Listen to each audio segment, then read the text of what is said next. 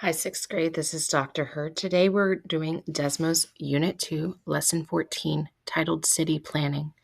In this lesson, our learning target is I can solve part-whole ratio problems.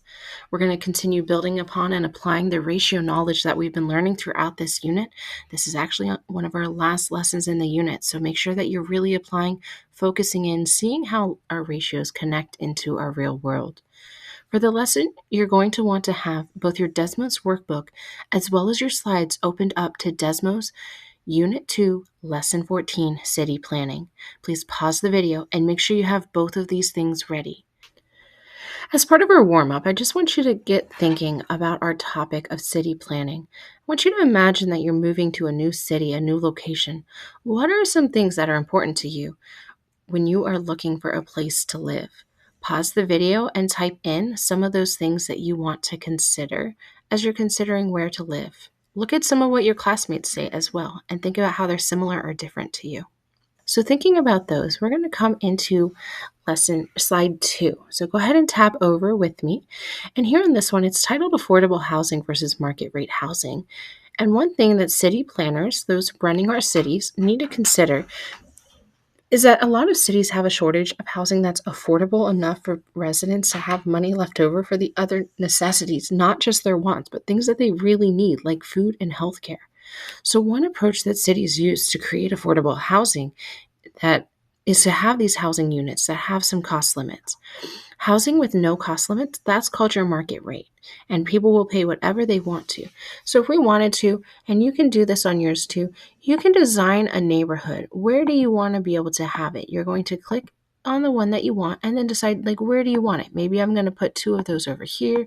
I'm going to put some here, and you can just build your city to be how you like it. And once your city is filled in, I'm going to add another one in. We'll just build it however we want. And it doesn't really matter. You can make yours look like mine. It can be different. And if you need to pause the video to do that, that's fine. Go ahead and do that on your own pacing and then come back. But once we have it, I can go ahead and try. And here we can see that mine that I randomly put together, they're a little bit symmetrical. I've got about equal rate, market rate, and affordable housing. They're both about half and half. I have the same number of each one. Yours might look a little bit different, but you can just look at that. Don't spend too much time on this slide, just something quick, and see how we can form out and represent our ratios using that tape diagram just as a visual representation to help us see how many things there are in it.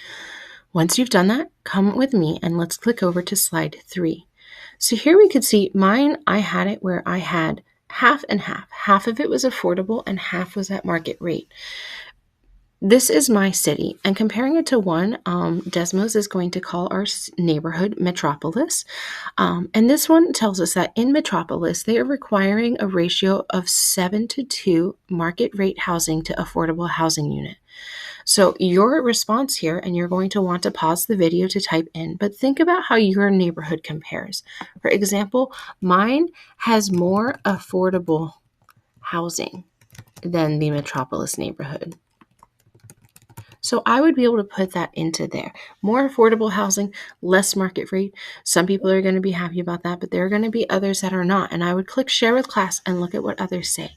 Pause the video until you have put in something that is different compared to yours and theirs. Or maybe you're looking at yours are the same and you want to compare it by talking about the similarities. Once you've done that, we're going to go ahead and move to slide 4. Here we're going to imagine that we're part of the city council, in whose job it is to develop new neighborhoods. The city has a law that says each neighborhood must have a 7:2 market rate housing units. But we know if we were to total that up, 7 and 2 is only 9, and they probably have more than that in their spots. So the city wants to develop a new neighborhood with 36 units of land. How many units of each type would be needed to meet the requirement? We're going to go do this one together, so make sure you have your Desmos book opened up so that you can show the work and thinking in there. Remember, we don't want to just go in and type in answers and have them. We want to show our thinking. So I'm going to start by saying there was 7 in the market rate housing, 2 in the affordable, and underneath my total, I'm going to total that up to get 9. In this case, my ratio has 3 parts. It kind of comes a little bit similar to what we've been looking at when we did our disaster preparation, where we looked at the population and then we needed to go into looking at all of the other smaller pieces of the materials recommended that people have in order to be prepared for their cities. Using this, I'm going to focus in on one section where I have it all. In this case, that is my total. Here is the total for how much land is included in my original ratio. So I have 9 to 6. And I'm thinking, how can I go from my 9 total that I already knew up to the new 36? I can use a calculator if needed. I know I'm getting bigger, so I'm going to start by marking in times. If I couldn't remember 9 times what is 36, that's where I could pull a calculator, take the total, divide it by the 9. That will give me the answer of 4, which is what I would then be able to multiply and check and see 9 times 4 is 36. So what I'm going to do before I do any further calculations is I'm going to come show my thinking in each of the spots. I'm going to put a times 4 here with my arrow. I'm going to draw another arrow and do times 4. Notice I didn't redraw my entire table in so that my original was on top and I was moving down. Instead, I just wrote it where I had the space underneath, and my arrows are instead going from the bottom row up to the top row. That's why I have those arrows to let me know which direction I'm moving, and it makes it easier. So now that I have my work shown, I can go in and I can type in my answers. Make sure you have these written in, that you've shown your work, then pause the video and go in and type in the answers and click check my work so that you're able to see how they're filled in. And notice they've spread theirs around, but it does come in and have the same tape diagram that was originally there on the last slide. Move to slide 5. On slide 5, again, I see that original 7:2 ratio of the market units to affordable units. So if I look at one and I'm trying to decide, does this market rate unit that they have of 62 with the affordable of 10 match up with the total of 72? Pause the video, make sure that you have put an answer in, and then come back to us. I'm going to show my thinking to decide, and you can check your work with it. Again, I'm going to show it writing right underneath my table. I'm going to put my original. I know my total was 9. I had 2 here, and I had 7 here. So I'm going to start by I like my 2s. I can easily count by 2. So I'm going to start by thinking that if I'm going from 2 to 10, that is doing times 5. I could realistically start with any one of these columns, because they're all going to end up the same thing, because I know an equal ratio, so if it's meeting the requirement, it would be equivalent. An equal ratio, I need to do the same thing to every section. So I'm just going to start where it's nice and easy, and I'm looking and seeing 2 times 5 is 10. So if I come over here to my total, and I'm thinking, is 9 times 5 equal to 72? And if I pull a calculator or I know those facts, 9 times 5 is 45, which is not equal to 72. I can keep going and see that 7 times 5 would be 35, which is not what they have. They have 62. So in this case, this neighborhood does not meet their requirements. Here on slide 6, we need to go through and fix it. So we saw that it was not. When I started with my 2, it was not equal when I went along the other ways. Now, I can go through, and I could, in theory, change to make it the 35 I talked about and the 45, but that doesn't necessarily help me out if the neighborhood has that set total of land that we're trying to use. They're going to want to use all that land.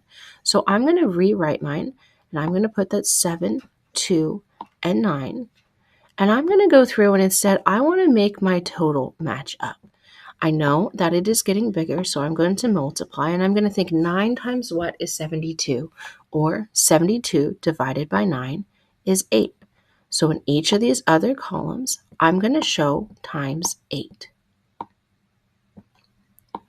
And again, I start by showing my work before I actually do any more. I want to make sure that I don't forget any of the spots and that they're all going through and doing times 8. Once I have my work shown, then I'm going to come in and do the calculations. And I'm going to think 2 times 8 is equal to 16. So I'm going to change my 10 to be a 16. And then I'm going to come and think 7 times 8 is 56. You can double check yourself, because I should be able to take 56 plus 16 and equal 72. If you add your market rate and your affordable and they don't equal the total you're looking for, double check your multiplication work because you might have an error there. And when I go in and I click to check mine, I can see as it pulls all those sections that it does fill in to match that 7 to 2. So we have now fixed it. Pause the video if you need to and make sure your book and Desmos screen match along with mine, the work in your book, and the answers of 56 and 16. Moving to slide 7, we're looking at urban green spaces. These are places like parks and gardens that give people space for a physical relaxation, activity, peace, and even just an escape from the heat with the shade that they can provide. Here are 2 different neighborhoods in Evergreen City. Which one would you prefer to live in? Pause the video and add to our discussion with where you would want to live. Evergreen City requires that they have a ratio of 3 to 5 units of green space to the building space units. They're planning the development of 96 units of new land for a new neighborhood. So we need to help figure out what ratio they would need to have in order for the city to plan here. We're going to show our work. Now, if you feel confident that you can do this individually without my support, you can pause the video and then come back to check that you have the work shown that you would need to have. I'm going to add under my table the original ratio of 3 to 5, and I'm going to add those together to get 8 for my total. Next, I'm going to look at which column I have everything in, which is in my total space. I'm thinking, how do I get from 8 to 96? I can get from 8 to 96 by multiplying, and if I needed to, I could use a calculator to do 96 divided by 8 to know that I would be multiplying by 12. Before I do any further math, I'm just going to show that thinking that I'm going to multiply by 12 in each of the other columns. Now I can go through, pull a calculator if needed, and I'm going to go through and say 3 times 12 is 36. 5 times 12 is 60. This tells me that I need to have 36 units of green space and 60 units of building space. If I add those together to check my thinking, they should add up to a total of 96. Moving to our final slide, slide 9, we're going to put it all together with Evergreen City, where they require a ratio of 4 to 1 to 3, and they market rate housing to affordable to green space. They have 24 units of land, and you need to go through and design a neighborhood that meets the requirements. In order to help yourself out, you might want to draw in a table that has 3 parts to the one whole. You're going to need to have the market rate, affordable housing, green space, and total. Use the ratio they have given to add in the first row with 4, 1, 3, and combine for a total of 8. Make note that you need to get to 24 and think about how do you want to get there. Once you know your numbers, you'll be able to go in and place those number things wherever you want in the city. Once you've done that, you may exit this lesson and move into our practice set and other assignments for the day.